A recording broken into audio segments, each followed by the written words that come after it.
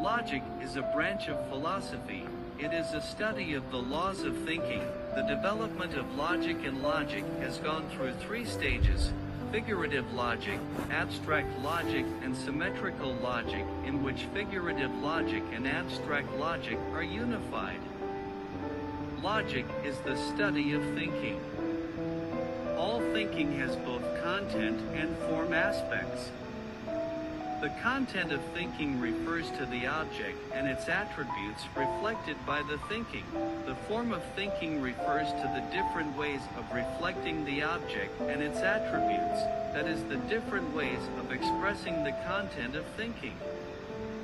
From a logical point of view, the three basic forms of abstract thinking are concepts, propositions, and reasoning. The word logic originates from the Greek word logos, which has a variety of translations, such as reason, discourse, or language. Logic is traditionally defined as the study of the laws of thought or correct reasoning. This is usually understood in terms of inferences or arguments. Reasoning may be seen as the activity of drawing inferences, whose outward expression is given in arguments. An inference or an argument is a set of premises together with a conclusion. Logic is interested in whether arguments are good or inferences are valid, whether the premises support their conclusions. Logic has broad and narrow senses. Logic in the narrow sense refers to the science of reasoning, that is, the science that only studies how to infer the conclusion from the premises. Logic in a broad sense refers to the science that studies the form of thinking, the laws of thinking, and the logical method of thinking. The scope of general logic research is relatively large. It is a traditional understanding, and it has a lot to do with philosophical research. The system of the entire logic discipline is very large and complex, such as traditional, modern and dialectical, deductive, inductive and analogical, classical and non-classical, and so on. However, no matter how complex it is, it still has some similarities, such as the method of constructing judgment, the reasoning of necessity, the identification of logical truth or logical law, and so on. Logic is a fundamental discipline, and the basic theory of logic is the principles and methods generally applicable to other disciplines. At the same time, logic is an instrumental subject, which provides tools for logical analysis, logical criticism, logical reasoning, and logical argumentation for all sciences, including basic subjects.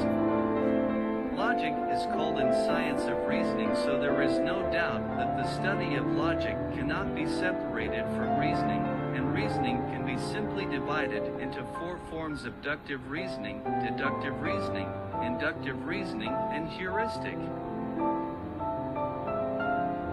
Abductive reasoning. It is the process of reasoning from facts to the best explanation.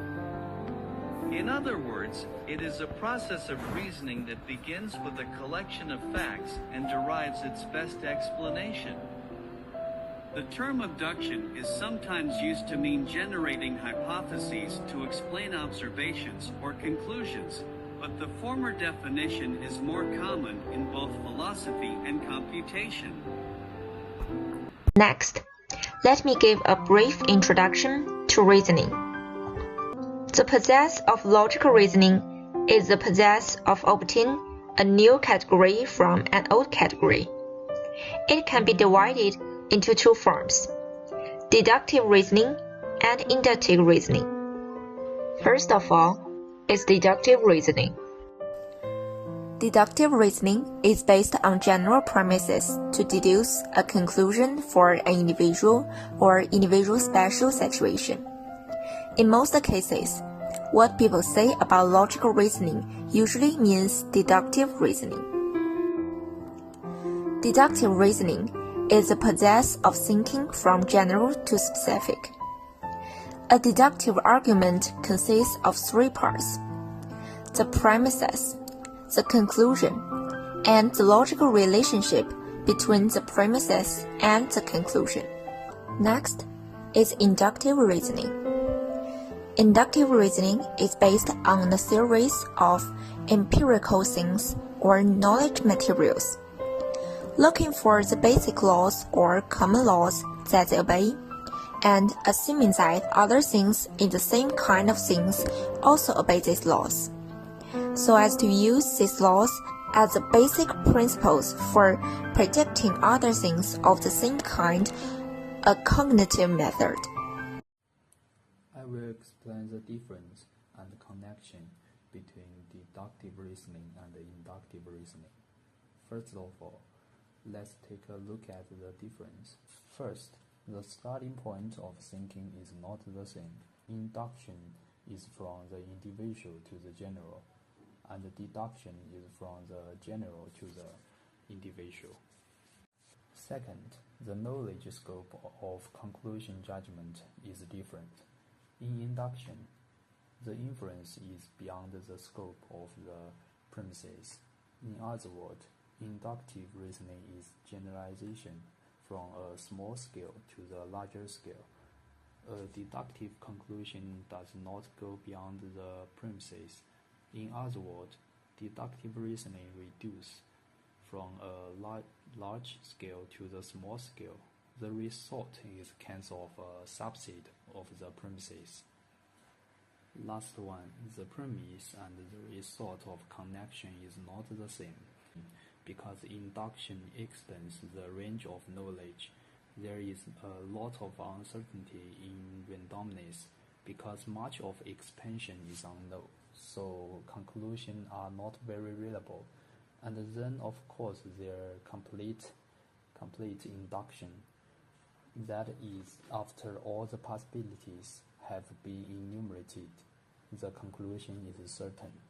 And the deduction, because the conclusion is subset of premises, is within the knowledge of the premises. So as long as the premises are correct and the reasoning process is correct, so conclusion must be correct. So that's the distinction between induction and deduction. And now let's look at the connection between them. There are two main points. First one, the conclusion of induction provides a premise for deduction. Second one, deduction provides guidance for induction. These 2 points complement each other, and I will make a unified explanation. We said before that all deductive reasoning has to have a major premise, which is either objective fact or regular conclusions. This from induction. So as we said before, the conclusion of induction is uncertain. Wouldn't the result of a deduction be wrong if it were a premise? So when we conclude the result, we need to deduce the possible situations through deductive reasoning to see whether the result is correct. Fallacies are use of invalid or other false reasoning or wrong moves in the construction of agreement that may appear stronger than it really is. No fallacies are found. Fallacies are usually classified as formal and informal. Formal fallacy is flaw in the structure of deductive agreement that invalidate the agreement, while formal fallacies stem from errors in reasoning rather than incorrect logical form.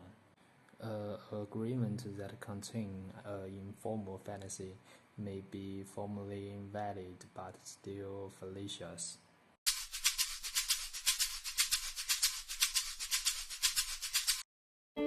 This comes about in the world because we can't let other people know what we mean clearly enough. One of the philosophers who can help us with our communication problems. He was a recluse. He had a staggered past. age is in the middle of sentences and had a hobby, standing out if he doesn't like what people were saying is worldly, the ideal background of someone intent on study, how easily communication between people going on.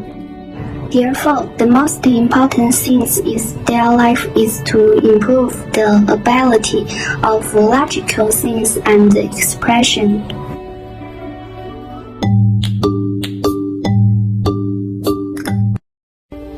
Every day, a sea of decisions stretches before us. Some are small and unimportant, others have a larger part of our life. For example, which politician should I vote for? Should I try to latest decrees, or we will mail you millionaire? We are bombarded with so many decisions that it's impossible to make a breakfast choice every time, but there are many ways to him. Some of our chance and one particularly effective technique is corrective, since this is a way of approaching a question that always asks to carefully situation restful issues, such as bias and politely, and make the best decisions. Expressibility is also called expressibility or displayability. It refers to based on the emotion, idea, and intents such as language, text, graphic, visual expressions, and actions clearly expressed and good at letting others understand, experience, and grips. That's all. Thanks for your watching. Next, I'm going to introduce another point of logic, which is heuristic. So, what is heuristic? Heuristic logic is designed to provide rules for solving problems. But in fact, those interesting problems are difficult to solve by algorithmic methods. Therefore, heuristic logic is different from classical logic. There are three types of heuristics. First, availability. Second, representativeness. Third, effect. The availability heuristic involves making decisions based upon how easy it is to bring something to mind.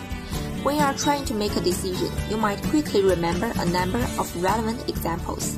Since you are more familiar with these things, it is easier for you to judge the outcome of events. The representativeness heuristic involves making a decision by comparing the present situation to the most representative mental prototype. When you are trying to decide if someone is trustworthy, you might compare aspects of the individual to other mental examples held. The last one, affect heuristic, involves making choices that are influenced by the emotions that an individual is experiencing at that moment.